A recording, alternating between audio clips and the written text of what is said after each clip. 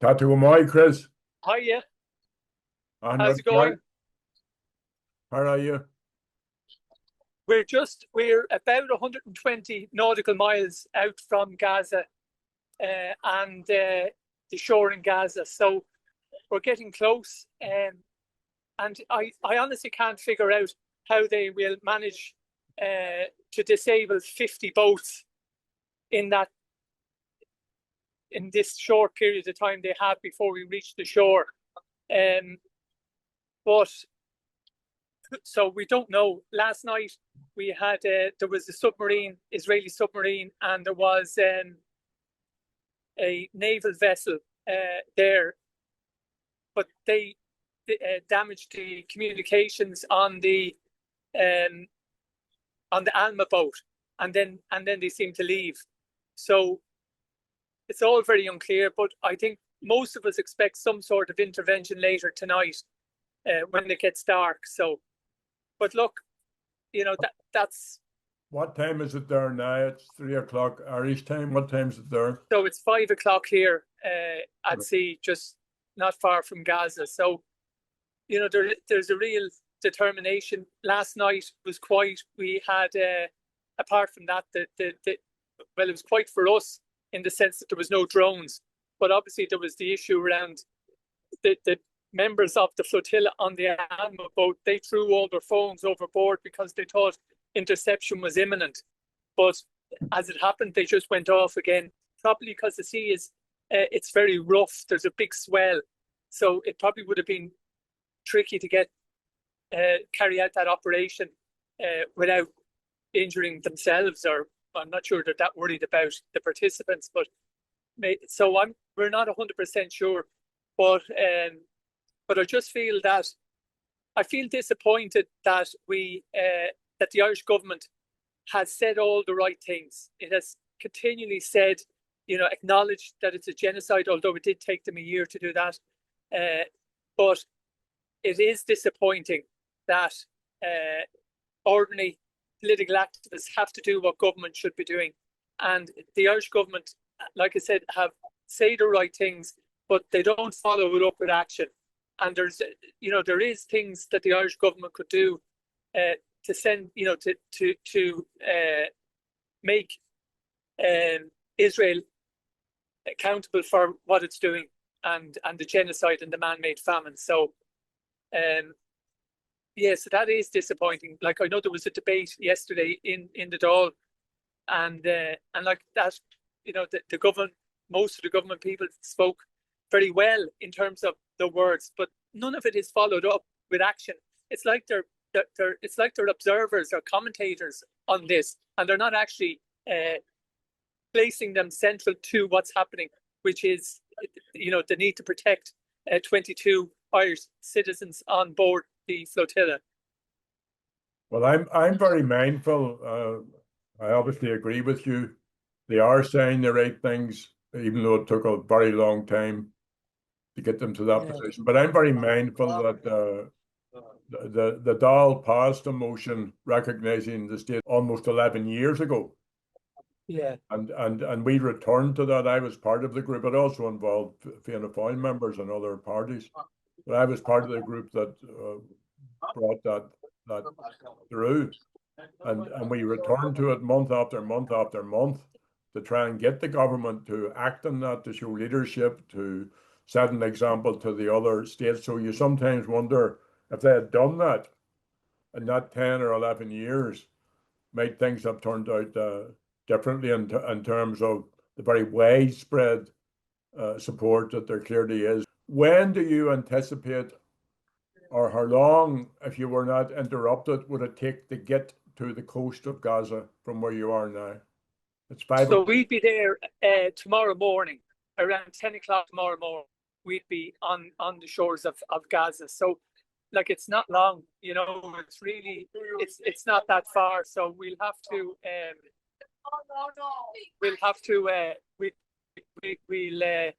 so it's not long. So tomorrow morning, so I suppose overnight is the last time they can intercept us. We have been in touch.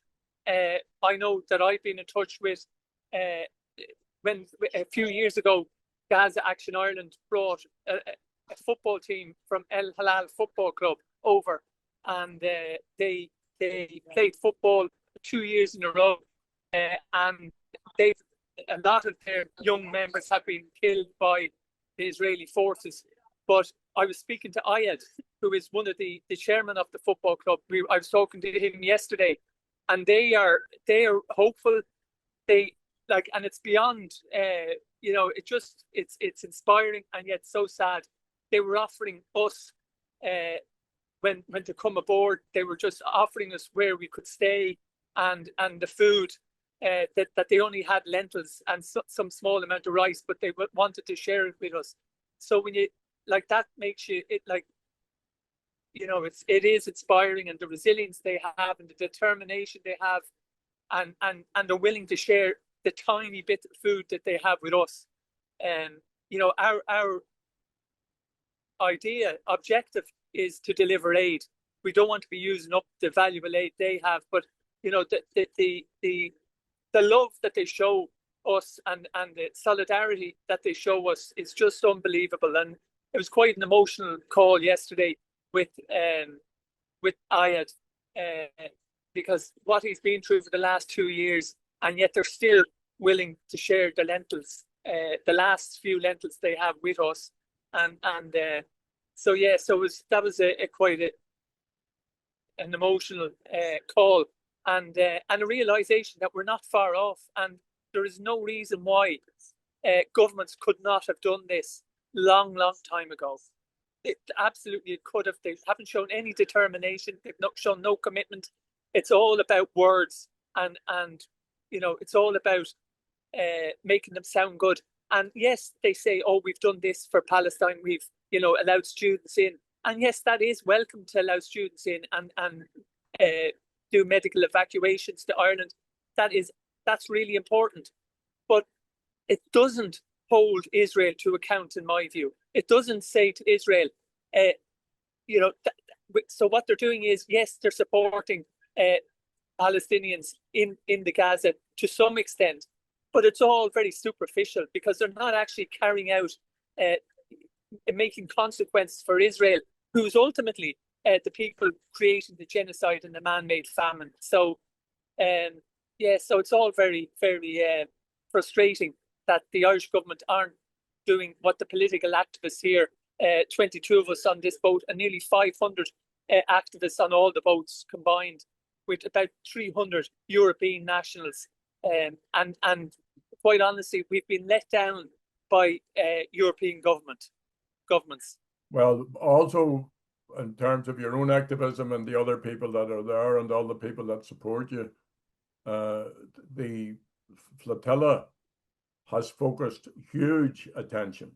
You have achieved an awful lot, particularly with the message about ending the genocide and the failure, particularly of Western powers, to uphold international law. So you can take some comfort from that. Now, what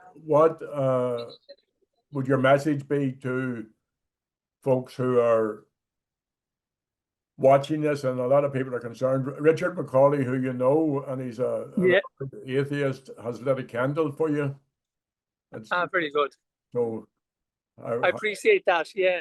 So, because I have to say, the amount of support and messages from ordinary people contrasts with the government, with what the government is doing, which is just all words.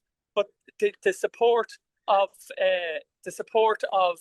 the Irish and beyond, people across the world, the support, the political activists, it has been, it has been, while it is horrible and depressing and saddening to see what's happening in Gaza, I also have hope, because when you see so many people willing to take one step more, I think that does inspire confidence and hope for the future. And I think it is about, like, even if you're at home, it's about you taking one step more, just doing a little bit more, and we can have an impact in ending the genocide and holding Israel to account.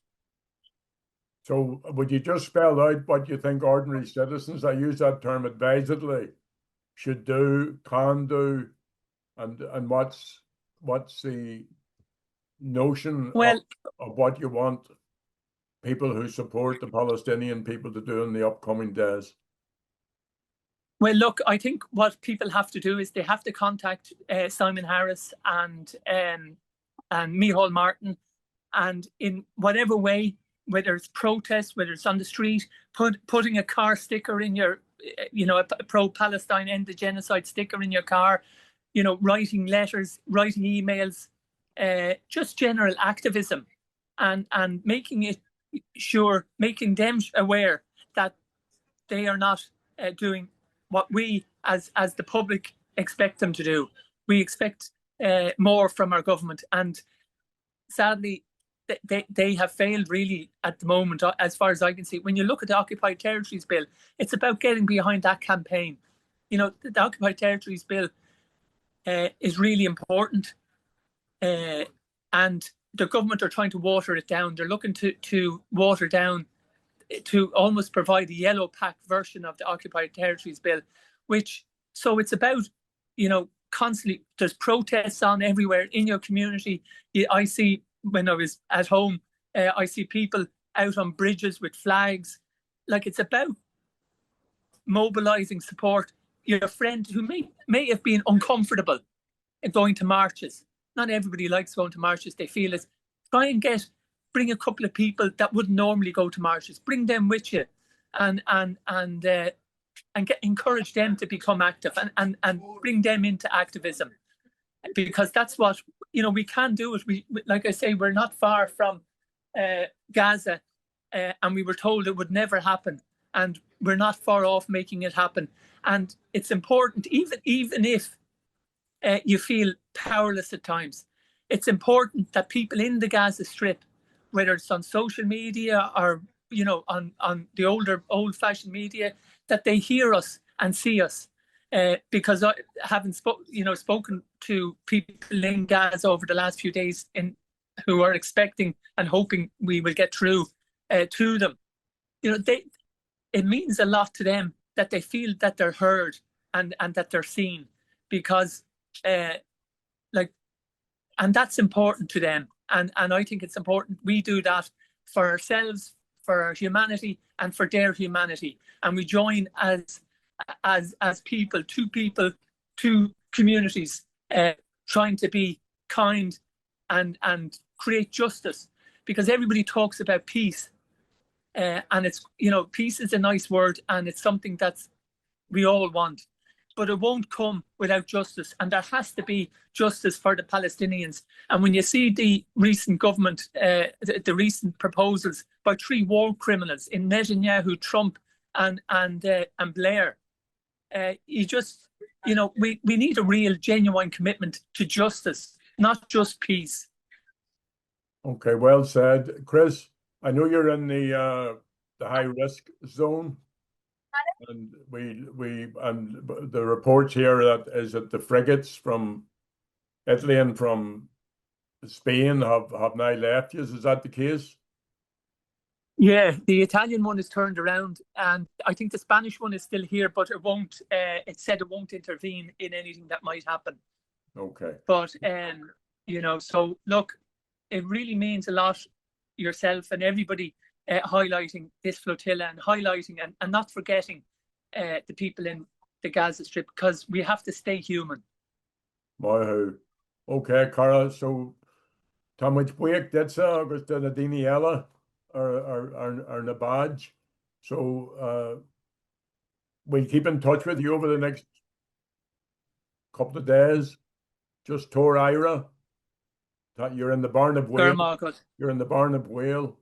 But that's not a strange place for Irish Republicans or for Irish people to be in. So, go to Mila Magov, August Chiefy May Shibsha, Amor Cara. Slán Thomas. Slán, lad.